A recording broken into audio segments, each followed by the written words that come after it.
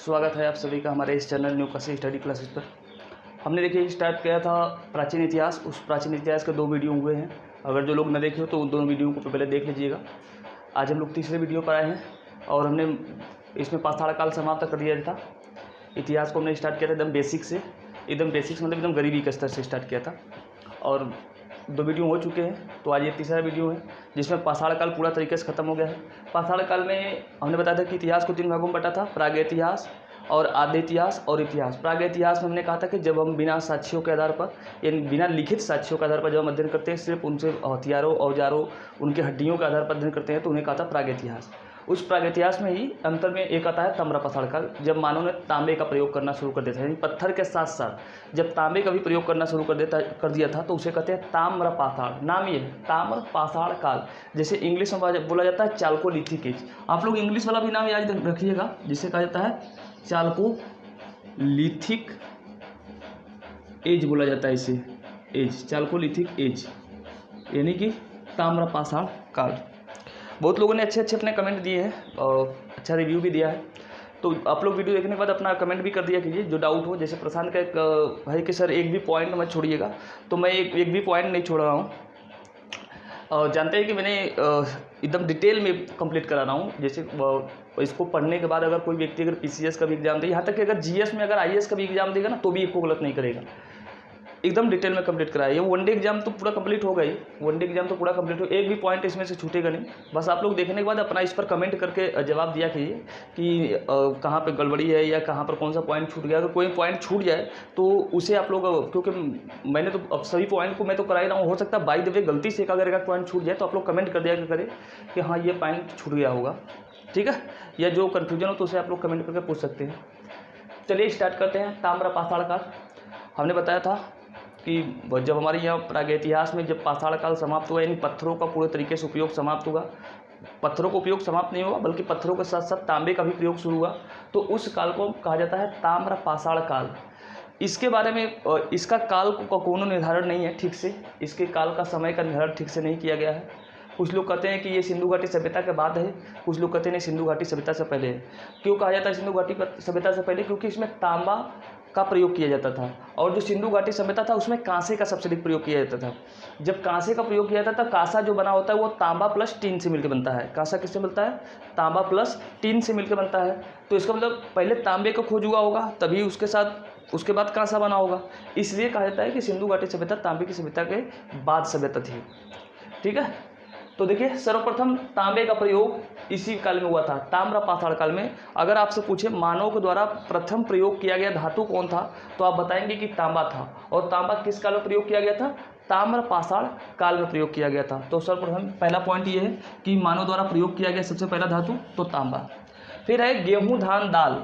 ये इंपॉर्टेंट नहीं है, इंपॉर्टेंट ये है नौदा टोली कि पूछा जाएगा कि ताम्र पाषाण कालीन स्थल कौन सा जो सर्वप्रमुख है और वो कहाँ पर था, कहाँ पर खोजा गया है। तो याद रहे कि नौदा टोली ये पड़ता है महाराष्ट्र में। महाराष्ट्र में एक जगह है नौदा टोली जहाँ से गेहूँ धान दाल ये सब के साक्ष्य मिले हैं। खुदाई करने के बाद इनके साक्ष्य मिले हैं गेहूँ धान और दाल का। और नौदा टोली का उत्खनन किसने किया था? उस व्यक्ति का नाम था संकालिया। क्या नाम था उसका? संकालिया। ये भी क्वेश्चन पूछा गया है कि नौदा टोली का जो उत्खनन करवाया गया था, जो खनन करवाया गया था, किसके द्वारा करवाया गया था? तो संकालिया के द्वारा करवाया गया था। और पूछा जाता है कि ताम्र पाषाण कालीन जो लोग थे वो कैसे थे? ये मात्र देवी के पूजक थे। किसके पूजक थे? मात्र देवी की, यानी माता की पूजा करने वाले लोग थे। इस वक्त न कोनो भगवान थे, न बाबा भोलेनाथ थे, न अल्लाह थे, न गाड थे, न ईसा मसीह थे, न ब्रह्मा थे, न विष्णु थे, कोई नहीं था। ये बाद में कुछ महापुरुष जानते हैं ना कि बदमाशों ने अपने फायदे के लिए भगवान गढ़ने शुरू कर दिए। इस वक्त ताम्र पाषाण काल में न कोई भगवान थे, न कोई मूर्ति थी, न कोई मंदिर था, कुछ भी नहीं है। खोजा भी नहीं, खुदाई भी हुई है, कुछ प्राप्त भी नहीं हुआ। कभी कभी तो हमसे ज़्यादा समझदार हमको लगता है कि यही लोग थे। तो देखिए ये मात्र देवी के पूजक थे। ये लोग किसके पूजक थे? मात्र देवी के, माता की पूजा करने वाले लोग थे ये।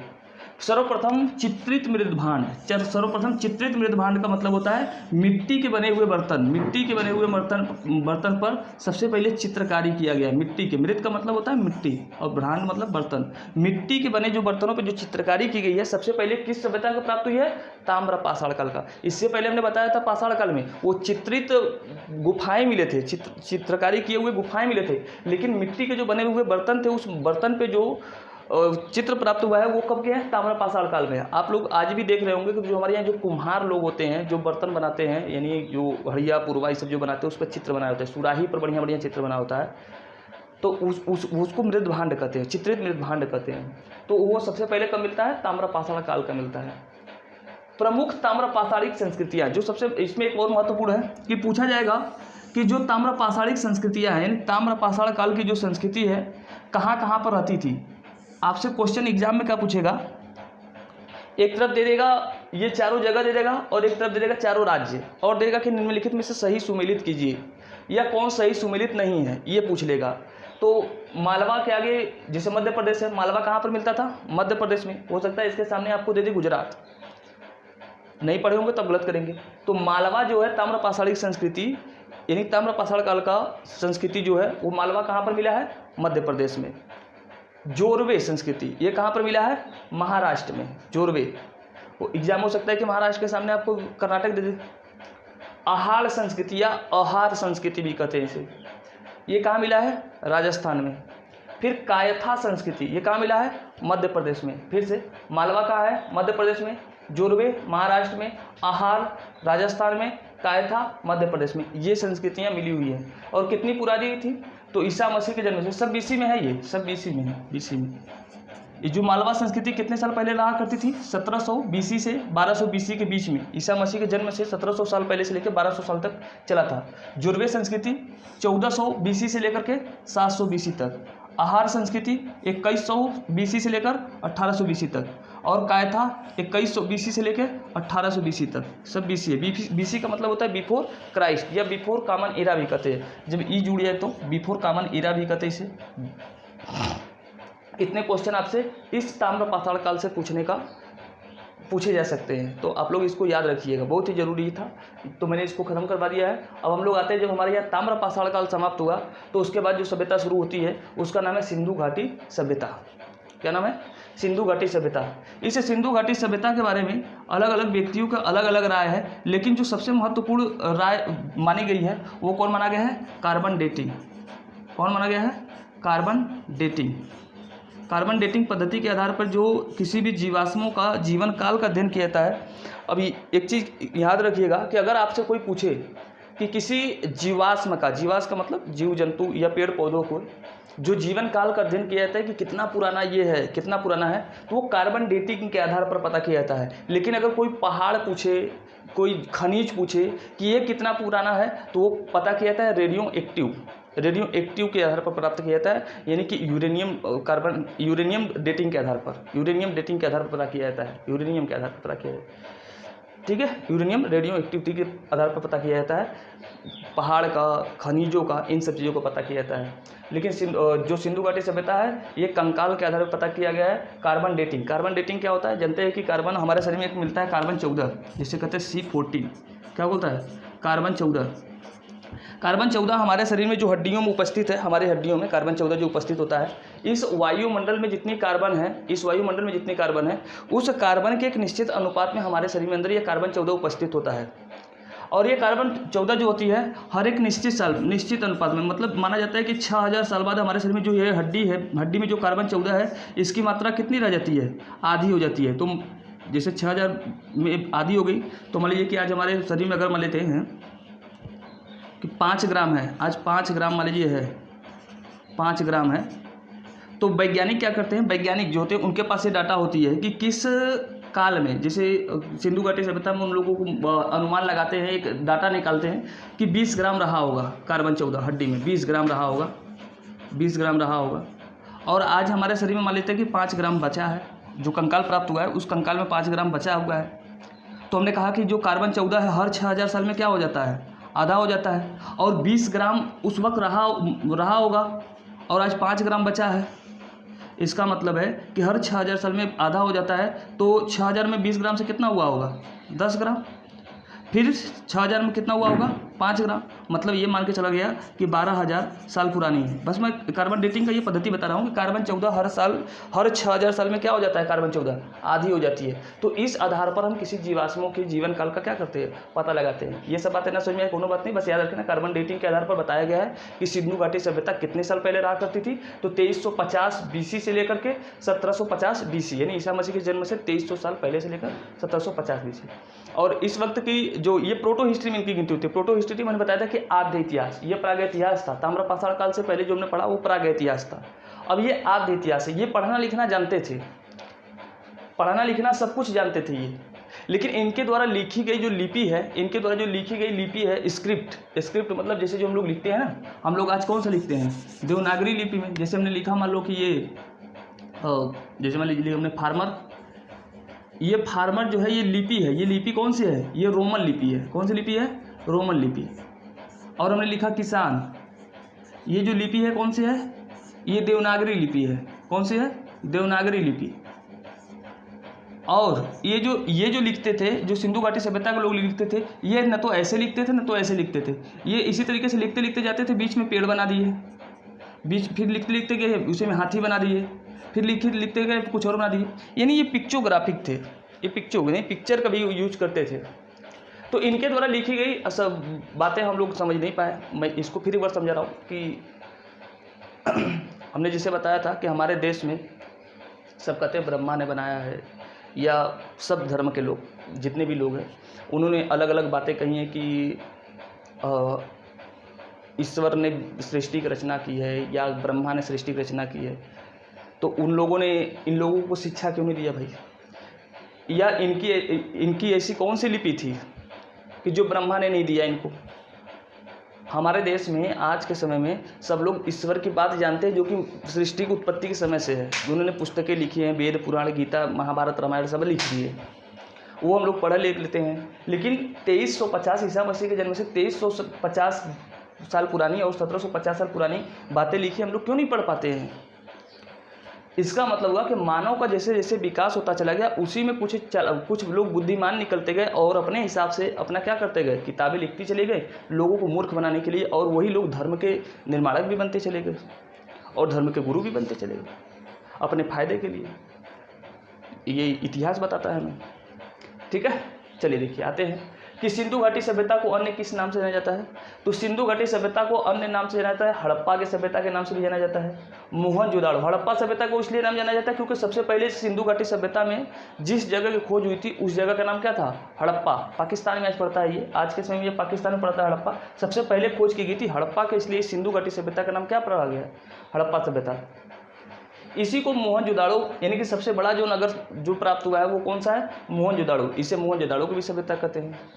फिर मेलुहा, जैसे कि उस वक्त अगर मैं बात करूं तो जब भारत में सिंधु घाटी सभ्यता रहा करती थी तो उसी वक्त मिस्र में एक सभ्यता रहा करती थी जो नील नदी के किनारे, उसे कहा जाता था मिस्र की सभ्यता। जब भारत में सिंधु घाटी सभ्यता थी तो उसी वक्त मिस्र में जो रहा करती थी, मिस्र में उसको कहा जाता था मिस्र की सभ्यता। किस नदी के तट पर रहा करती थी? नील नदी के तट पर रहा करती थी, जहाँ से वो पिरामिड प्राप्त हुए हैं ना, पिरामिड सब प्राप्त हुए हैं। और उसी वक्त इराक में एक सभ्यता रहा करती थी दजला और फरात नदी के किनारे पर। दजला और फरात, जो कि जिसका नाम थियोप्रेस्टस और एक का नाम था टिग्रिस। ये जो दो नदियां थी उन नदियों के किनारे पर इराक में एक सभ्यता रहा करती थी जिसे कहते थे मेसोपोटामिया की सभ्यता। तो मेसोपोटामिया के जो लोग थे वो लोग भारत को कहते थे मेलुहा की सभ्यता कहते थे। और उसी वक्त चीन में एक सभ्यता रहा करती थी वांगहो नदी के तट पर, तो उसे वांगहो की सभ्यता कहते थे या फिर चीन की सभ्यता। जो मैंने बताया है ना, नदी नाम याद रखिएगा कि चीन किस नदी के तट पर था? तो वांगहो नदी के तट पर, वांगहो। और इराक की जो मेसोपोटामिया की सभ्यता किस नदी के किनारे थी? तो दजला और फरात। और मिस्र की जो सभ्यता थी किस नदी के तट पे थी? तो नील नदी के तट पर सभ्यता थी। क्योंकि नदियों के किनारे उस वक्त सभ्यता बसा करता था, क्योंकि लोग उतने बुद्धिमान नहीं थे कि लोग समरसेबल मशीन चापाकली से बना ले या फिर कुछ ऐसे उपकरण बना ले जिससे ज़मीन के अंदर से क्या करे, पानी निकाल सके। तो जानते हैं कि जीवन जीने के लिए पानी बहुत आवश्यक है, तो जहाँ पर नदियाँ होंगी लोग उसी के किनारे बसेंगे। तो भारत में भी लोग, जो भारत में ये सभ्यता रहती थी वो सिंधु नदी के तट पर रहा करती थी, इसलिए इसका नाम सिंधु नदी घाटी सभ्यता पड़ा। इसे कांस्य युगीन सभ्यता भी कहा जाता है, क्योंकि पहली बार जब तांबे के साथ टीन का उपयोग किया गया तो जिस धातु का निर्माण होता है, मिश्र धातु का निर्माण होता है, तांबा और टीन ये दोनों तो धातु है, धातु है, उन धातु से जो मिलकर बना उसे क्या कहा गया, मिश्र धातु, उसे कहा गया कांस्य। उस मिश्र धातु क्या कहा जाता है, कांस्य कहा जाता है, यानी ब्रोंज, इंग्लिश में कहते हैं ब्रोंज। अगर आप लोगों ने कभी सुना होगा जो मेडल मिलता है कहते हैं गोल्ड मेडल, सिल्वर मेडल और तीसरा होता है ब्रोंज मेडल। तो ब्रोंज मतलब कांस्य होता है, और ये कांस्य किससे मिलकर बना होता है, तांबा प्लस टीन से। ये भी याद रखिएगा, किससे मिलकर बना, तांबा प्लस टीन से मिलकर बना होता है। तो इसलिए इस सभ्यता को क्या कहते हैं, कांस्य युगीन सभ्यता। और आद्य ऐतिहासिक संस्कृति भी कहा जाता है। आद्य ऐतिहासिक संस्कृति हमने कहा कि जब पढ़ना लिखना तो जानते थे, लेकिन इनके द्वारा पढ़ी लिखी गई बातों को हम लोग नहीं समझ पाते हैं।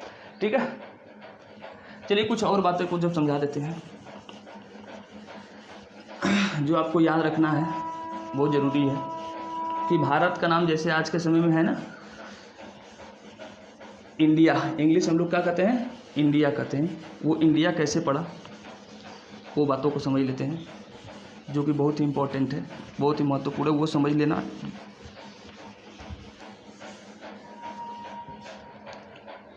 चलिए देखिए, ये इंडिया में हमारे कहाँ पर ये सिंधु घाटी सभ्यता रहा करता था। ये मैं अगर आज का चित्र बना रहा हूँ, चित्र देखिए थोड़ा गड़बड़ होगा, लेकिन उससे हमको मतलब नहीं है, क्योंकि हमको पढ़ना है तो बस पढ़ना है अपना। ये इंडिया का जम्मू कश्मीर का एरिया है, इधर पाकिस्तान पड़ता है, इधर पड़ता है अफ़गानिस्तान। हमको इधर के एरिया में पढ़ना है।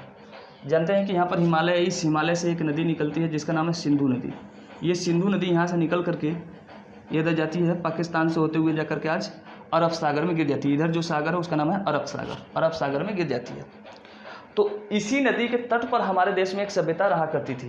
ये जो अफ़गानिस्तान है और पाकिस्तान है, पाकिस्तान और अफ़गानिस्तान के बगल में जो एक देश है जिसका नाम है ईरान। इधर कौन है, ईरान है, और इधर अफ़गानिस्तान है, अफ़गानिस्तान, और ये पाकिस्तान, इधर पाकिस्तान है। आज के समय पाकिस्तान, पहले तो भारत ही था, पूरा भारत ही था। अब ये यहाँ से नदी बह के जा रही है, कौन सा, ये सिंधु नदी। अगर नदी भूल जाए तो ऐसे ही बना देता हूँ ताकि पता रहे। इस सिंधु नदी के किनारे पर एक सभ्यता हमारे देश में रहा करती थी, जिससे इस नदी का इस सभ्यता को क्या कहा गया, सिंधु नदी घाटी सभ्यता। इस नदी की घाटी पर रहा करते थे लोग, इसलिए इस सभ्यता का नाम रखा गया सिंधु नदी घाटी सभ्यता। तो हम लोग बोलते हैं सिंधु, क्या बोलते हैं, सिंधु। इस नदी को क्या बोलते हैं, सिंधु हम लोग बोलते हैं। लेकिन जो ईरान के लोग हैं, इधर ईरान को फारस भी कहा जाता है। ईरान को उस वक्त क्या कहा जाता था, फारस। वहाँ के जो भाषा है उसे क्या कहते हैं, फारसी। क्या बोलते हैं, फारसी। ये फारसी लोग जब भारत में आए,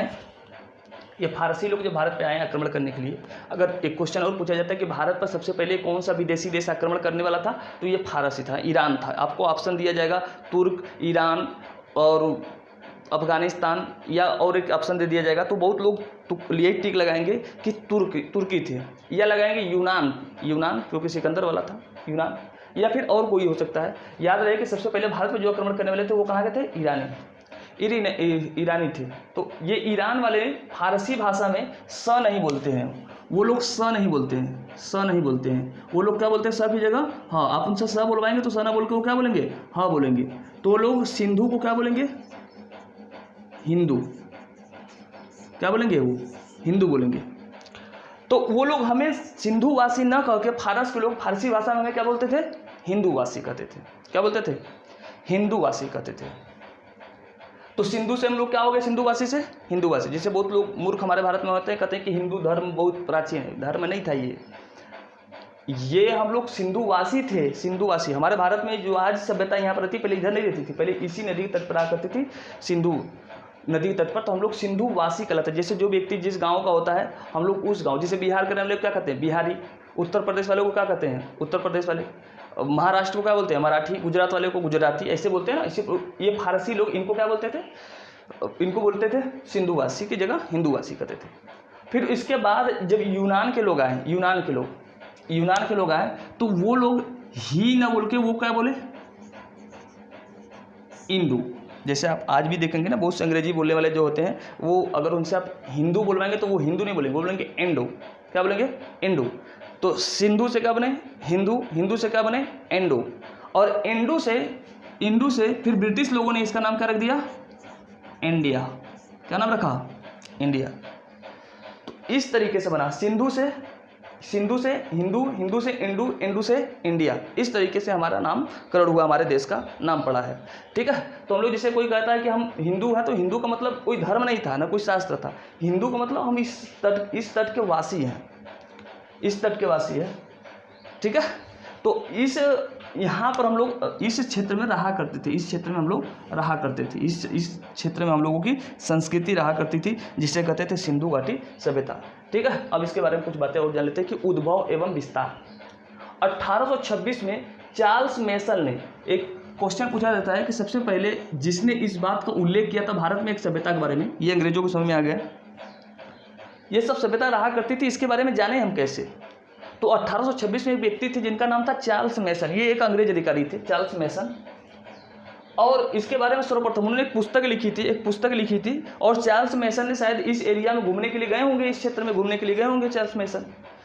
तो जब उन्होंने इस एरिया में घूम रहे थे तो उन्होंने देखा होगा कहीं पर साक्ष्य कुछ देखा होगा, कुछ कहे हुए नहीं, बस एक किताब था, उस किताब में लिख दिया कि हाँ इस एरिया में कुछ सभ्यता रहा करती थी, बस इतनी बातें उन्होंने लिखा था चार्ल्स मेसन ने। सबसे पहली बात, अगर आपसे एग्जाम पूछे कि सबसे पहले सिंधु घाटी सभ्यता का उल्लेख किसने किया था, उस व्यक्ति का नाम था चार्ल्स मेसन। क्या नाम था, चार्ल्स मेसन नाम था, मैंने लिखा नहीं तो आप लिख लीजिएगा, चार्ल्स मेसन ने सर्वप्रथम इसके बारे में उल्लेख किया था। फिर उसके बाद वो पुस्तक में लिख दिए। फिर उसके बाद एक और व्यक्ति थे जिनका नाम था कनिंघम, भारतीय पुरातत्व के जनक कहे जाते हैं, जिनका नाम है अलेक्जेंडर कनिंघम। ये पूरा याद रखना है आपको, अलेक्जेंडर कनिंघम। पुरातत्व हमने बताया था, पुरातत्व का मतलब जो खनन उनन भारत में करके इतिहास लिखा जाता है ना, खनन उनन के माध्यम से जो इतिहास लिखा जाता है या खनन से जो चीज़ें प्राप्त होती हैं उन्हें कहते हैं पुरातत्व। कहीं पर खनन की गई, कहीं पर खुदाई की गई, तो खुदाई करने के बाद जो साक्ष्य मिलते हैं उन साक्ष्यों को कहा जाता है पुरातत्व या आर्कियोलॉजी। क्या कहता है, आर्कियोलॉजी। तो ये एक आर्कियोलॉजिस्ट थे और उनका नाम था अलेक्जेंडर कनिंघम ने सर्वप्रथम इसका अवलोकन किया 1861 के समय में। अवलोकन का मतलब सबसे पहले देखा, चार्ल्स मेसन ने लिखा था, लेकिन सबसे पहले इसको देखा जो था जाकर के उस जगह पर, उस व्यक्ति का नाम क्या था, अलेक्जेंडर कनिंघम, और भारतीय पुरातत्व विभाग के ये जनक थे। भारतीय पुरातत्व मतलब भारत में खुदाई के माध्यम से इतिहास जानने वाले के लिए एक, जिसका जनक कहा जाता है कि भारत में खुदाई के माध्यम से इतिहास शुरू करने वाला जो जनक था, उस व्यक्ति का नाम था अलेक्जेंडर कनिंघम, याद रखिएगा। फिर उसके बाद इन्होंने भी देखा, लेकिन इन्होंने भी कुछ किया नहीं, क्योंकि उस वक्त 1861 के आसपास की बात है, तो उस वक्त पैसे की भी कमी रही होगी, कैसे खुदाई करवाएं, खर्चा लगेगा। फिर 1921 में एक व्यक्ति थे जिसका नाम था जॉन मार्शल। तो लॉर्ड कर्जन का नाम अगर आप लोगों ने सुना होगा, तो 1904 में उसने एक आयोग बनाया था कि भारत में बहुत सी जगह पे खनन खुदाई की जाए। खनन खुदाई करने के बाद इसका इतिहास लिखने के लिए एक विभाग बना दिया था जिसका नाम था पुरातात्विक विभाग, अलेक्जेंडर कनिंघम ने। और उस विभाग का काम था कि भारत में जगह जगह जाओ, खोद के जहाँ जहाँ पर साक्ष्य मिले उनके इतिहास प्राप्त करो।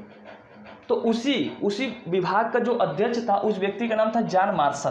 क्या नाम था, जॉन मार्शल। भारतीय पुरातत्व विभाग के ये क्या थे, अध्यक्ष थे जॉन मार्शल। उन्होंने 1921 में अध्यक्षता में इनकी इस जगह का, जिस जगह पे सबसे पहले उत्खनन करवाया गया उस जगह का नाम क्या था, यहाँ पर पड़ता है पाकिस्तान में एक जगह पड़ता है जिसका नाम है हड़प्पा, इस जगह इधर, ठीक है, पाकिस्तान में पड़ता है, रावी नदी के तट पर इधर पड़ता है हड़प्पा। एक जगह है रावी नदी के तट पर, है ना, पूछा जाता है हड़प्पा किस नदी के तट पे है, तो रावी नदी के तट पर सबसे पहले एक जगह पे रेलवे बिछवा रहे थे, क्योंकि अंग्रेज क्या कर रहे थे, रेलवे बिछवा रहे थे, तो ईंट प्राप्त हुआ। तो मतलब ये हुआ कि भाई पक्का ईंट भारत में कहाँ प्राप्त हो गया, वो भी बहुत पुराना ईंट पक्का ईंट प्राप्त हुआ था।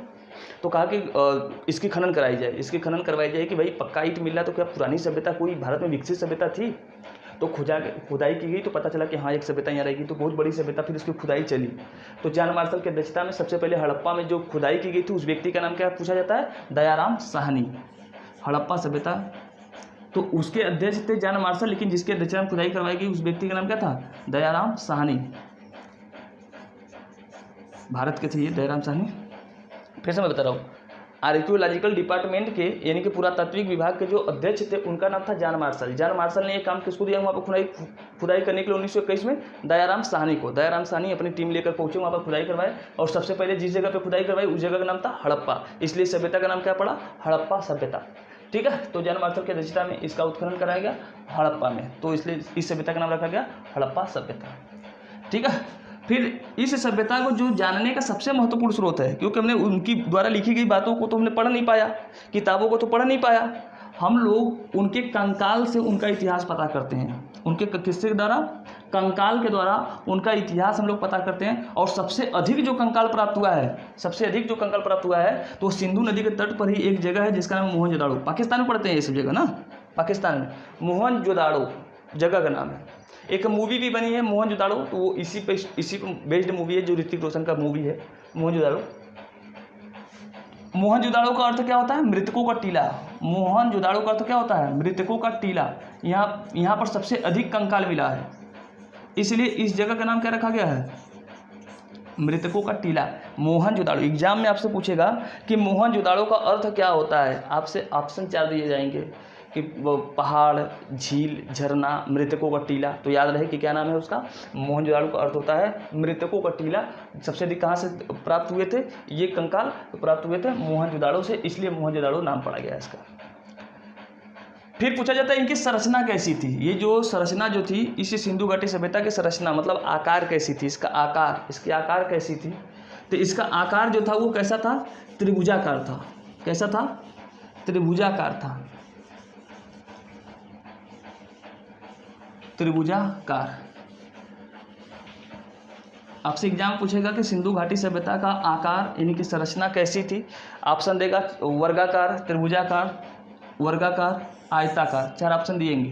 तो आप अगर नहीं सुने रहेंगे, नहीं पढ़े रहेंगे तो आपको लगेगा कि वर्गाकार रहा होगा। याद रहे कि त्रिभुजाकार। जो सबसे उत्तरी बिंदु था ये सिंधु घाटी सभ्यता का सबसे उत्तरी बिंदु जो था उस जगह का नाम क्या था, मांडा। क्या नाम था, मांडा। जम्मू कश्मीर में ये जगह है मांडा, एक जगह है।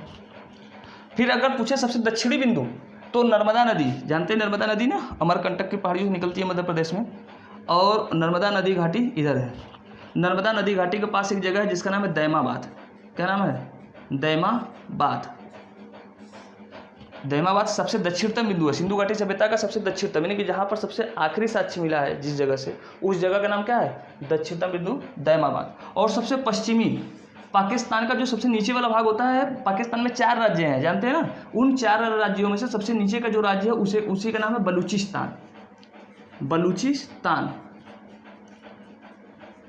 इस बलूचिस्तान का सबसे उधर इधर चले जाएंगे मकरान तट, जैसे समुद्र से जो पाकिस्तान का जो सटा हुआ एरिया है ना, आज उसे हम लोग कहते हैं मकरान तट। उस मकरान तट के पास में एक जगह था जिसका नाम था सुतका गैंडोर। क्या नाम था, सुतका गैंडोर। सुतका गैंडोर। सबसे पश्चिमी पॉइंट जो है वो कौन है, सुतका गैंडोर है। और सबसे पूर्वी पॉइंट जो है वो कौन है, सबसे पूर्वी पॉइंट जो है वो है आलमगीरपुर। पाकिस्तान पड़ता है ये उत्तर प्रदेश में, आलमगीरपुर। तो ये पूछ लिया जाता है कि सिंधु घाटी सभ्यता का वो कौन सा स्थल जो उत्तर प्रदेश में है सबसे पूर्वी, तो याद रहे कि आलमगीरपुर। ये कहाँ पड़ता है, मेरठ में पड़ता है आलमगीरपुर। फिर इसकी जो संरचना अगर आप देखेंगे ना, इसकी संरचना जो आप देखेंगे तो कुछ त्रिभुजाकार, मैंने चित्र थोड़ा सही नहीं मिला है कि बन जा रहा है ये वर्गाकार, बन जा रहा है ये चतुर्भुज की तरह, लेकिन चतुर्भुज की तरह नहीं है बल्कि कैसा है ये, त्रिभुजाकार। ये संरचना कैसी है, त्रिभुजाकार। ये जो संरचना बनेगी कैसी बनेगी, त्रिभुजाकार। तो याद रखना है आपको कि उत्तर बिंदु जो है कौन सा है, मांडा, जो कहाँ है, जम्मू कश्मीर में। दक्षिणी बिंदु जो है कौन है, दैमाबाद, कहाँ पर है, नर्मदा नदी के तट पर, ये पड़ता है महाराष्ट्र में। फिर पूर्वी बिंदु जो है, पश्चिमी बिंदु जो है वो कौन है, सुतका गैंडोर, कहाँ पर पड़ता है, बलूचिस्तान, पाकिस्तान में आज के समय में, ये मैंने बता दिया है। फिर पूर्वी बिंदु जो है कौन है, आलमगीरपुर, कहाँ पड़ता है, मेरठ, उत्तर प्रदेश में। ठीक है, ये बातें आपको याद रखनी है। फिर एक बार पूछ लिया जाता है कि क्षेत्रफल कितना है। क्षेत्रफल का मतलब ये पूरी जो सिंधु घाटी सभ्यता जो बसी थी, सिंधु घाटी सभ्यता जो बसी थी उसका पूरा एरिया वर्ग के रूप में लिया जाए। वर्ग का मतलब होता है कि जिसकी चारों भुजाएं क्या हो, बराबर हो, यानी वर्ग के रूप में जब लेंगे आप, वर्ग के रूप में यानी कि जिसके चारों भुजाएं क्या हो, बराबर हो, उसे क्या बोलते हैं, वर्ग कहते हैं। तो वर्ग के रूप में अगर इस पूरी एरिया को कैलकुलेट करें तो वो कितना है, 12,99,600 वर्ग किलोमीटर है। कितना है? वर्ग किलोमीटर। चौकोर में अगर लेंगे पूरे एरिया को तब, चौकोर में, ऐसे तो त्रिभुजाकार, लेकिन चौकोर में अगर लेंगे पूरा एरिया तो कितना आएगा? 12,99,600 वर्ग किलोमीटर एरिया में पूरी सिंधु घाटी सभ्यता फैली थी। ठीक है, तो ये सब बातें आपको याद रखना है। कि मैं फिर से एक बार बता देता हूँ कि लोग यहाँ पर लोगों को मूर्ख बनाते हैं धर्म के नाम पर, जाति के नाम पर, या अलग अलग धर्म के नाम पर। तो हमारे देश में ना कोई धर्म था, ना कोई वेद थे, न पुराण थे, न कुरान थे, कुछ भी नहीं था। तो लोग अपना जीवन बड़े अच्छे से जी रहे थे। इस सिंधु घाटी सभ्यता जब समाप्त होगी, हम आर्य सभ्यता देखेंगे। जब इसके बाद जब वैदिक सभ्यता शुरू हुई तो भारत में कर्मकांड शुरू होंगे। और ये कहाँ गए, ये कैसे समाप्त हो गई, पूरी बातों को इसमें करीब 3 या 4 वीडियो लगेंगे सिंधु घाटी सभ्यता समाप्त होने में, क्योंकि एक बड़ा चैप्टर है और इससे भी क्वेश्चन लगभग आते ही हैं। ठीक है, तो आप लोग वीडियो देखने के बाद, पूरा वीडियो देखने के बाद आप लोग कमेंट जरूर कीजिएगा। जो बातें ना समझ आए वो, या जो कन्फ्यूजन रहा हो उसको कमेंट कर दीजिएगा। सभी को धन्यवाद, बाय।